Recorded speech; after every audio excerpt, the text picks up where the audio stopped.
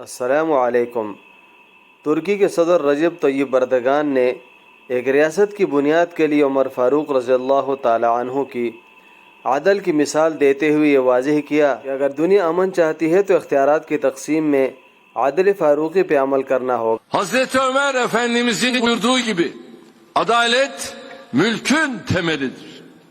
Haklının yerine güçlüğü, gücü elinde bulunduranı gözeten bir düzen hiçbir şartta refah, barış ve huzur üretemez.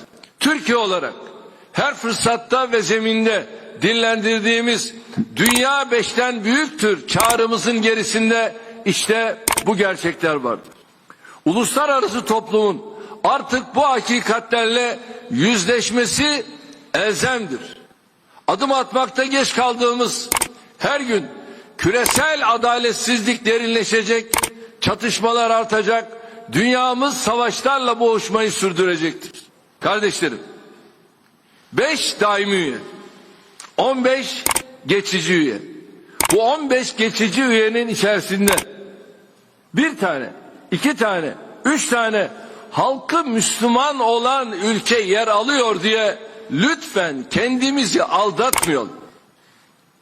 Geçici üyenin Birleşmiş Milletler Güvenlik Konseyi'nde ne hükmü var?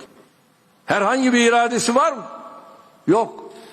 Her şey bu 5 daimi üyenin, hatta bunların içerisinde bir tanesinin 2 dudakları arasında. Onlar ne derse o.